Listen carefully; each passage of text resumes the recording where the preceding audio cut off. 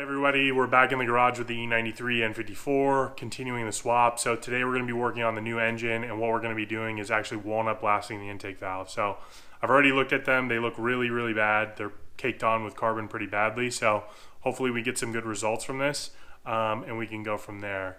I bought one of these sand blasters here from Harbor Freight. So I have 25 pounds of walnut shell. I've got a bunch of carb cleaner, and I got the little attachment that goes on the intake so I can connect a vacuum to it. We'll see how it works. I'm gonna try to loosen everything up with some carb cleaner first, and then use the walnut shell. So hopefully that helps. I don't know if you guys can see that on camera, but these valves are absolutely caked. So this should make a big difference.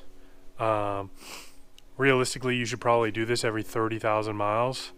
If you have an N54. These engines are super prone to carbon buildup in the intake valve. So next we're going to soak them down. I'm going to spin the crank to close the valves, or certain valves, and I'm going to soak it in carb cleaner. And then once that has some time to sit, I'll pick at it, and then I'll start walnut blasting. But I just want to get a bunch of the big chunks kind of broken down before I start spraying walnuts in there. So I'm going to be doing one at a time. I took all the spark plugs out to make it easier to turn the crank. I'll put a picture of what the valves look like right now, but they're pretty caked on.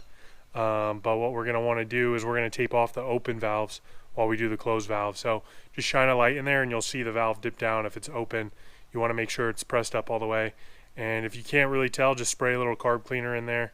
And if it flows down into the chamber, then you know that the valve is open. But if it stays in there, you know the valve's closed. All right, so on the first 5 valves, since they were all closed, I sprayed some carb cleaner in there and let it sit overnight, and then I just kind of cleaned it out. Probably can't see it on camera, but I'll put a photo. It looks a lot better.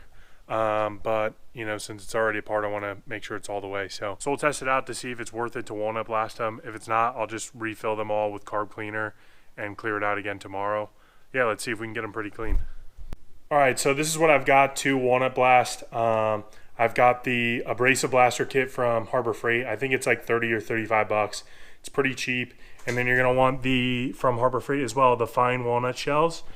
This is, I think, 25 pounds or so, which from what I read online should be enough. We'll see. I'll let you guys know how much it takes. But assembly is pretty easy. You just shove the gun into this tube here and then attach it down there on the side, and then you fill up the canister with walnut shells. And then this end you're going to need a 1/4 inch air connector so that you can connect it to your air compressor. And so you connect that to your air compressor. You want it about 70 to 90 psi, and then keep your compressor running. That way it gives a constant flow of air, and then dump your walnut shells into there. So I've already done that. And lastly, I got this on Amazon. They make a more expensive one from specific for BMWs, but basically your vacuum connects to here, and then your walnut blaster goes inside here. So you can also get an extension for the walnut blaster that is like a long tube, so it can go deeper in there and you can get more specific. I didn't get that. I got this on Amazon, I think, for $20, so I'm kind of doing this on a budget. So we'll see how this turns out, and you can kind of make your decision from there on what you want to do. So now that I've got everything set up, I'm going to start actually walnut blasting the intake valve. So we'll see what kind of results we get from this setup, and then we'll go from there.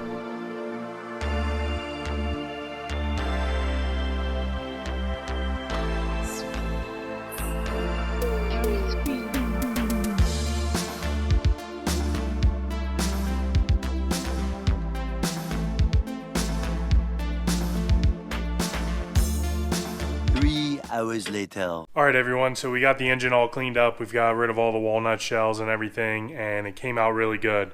So I tried both methods. I did the carb cleaner / intake valve cleaner spray, and I did the walnut shell, and I highly recommend just using the walnut shell. And the reason being is you get your valves really clean. I'll put a picture right now of what it looks like inside there.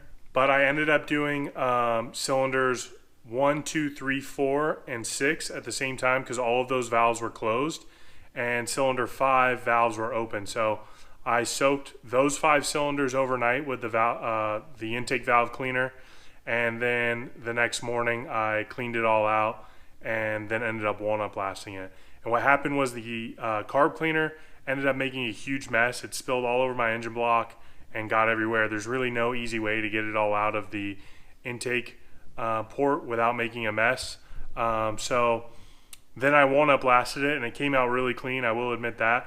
But then I did cylinder number 5 without any carb cleaner or anything, and it still came out really clean, and it didn't take any extra work or any extra time with the walnut blaster. So the other thing is the intake carb cleaner or intake valve cleaner is like $15 a bottle, and I imagine if you're going to get it really clean and you're not going to walnut blast, you're going to end up probably using 4 or 5 of those, versus if you just go to Harbor Freight and buy this blaster kit, you would spend $35 on the actual tool, and I think another $20 on the walnut shells, and now you have the tool and the walnut shells to do it again, or do it on a friend's car or something like that, and then you have the tool to keep in your garage to use for other things like that. Versus if you just do the carb cleaner, you end up having nothing left and you have a huge mess, and your intake valves don't get as clean. So, but if you're going to do this, I recommend doing it outside because it makes a huge mess. If you're stuck doing it with the engine inside the engine bay,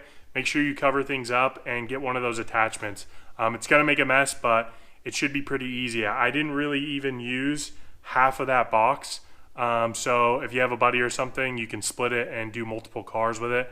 I would guess I could probably do 3 or 4 more cars with that box. So yeah, it's way easier to do it with the walnut blaster than the carb cleaner or the intake valve cleaner. So you basically just put that thing in there, spray it, and you can use the tools that I use. You don't need all those specialty BMW tools that are kind of expensive.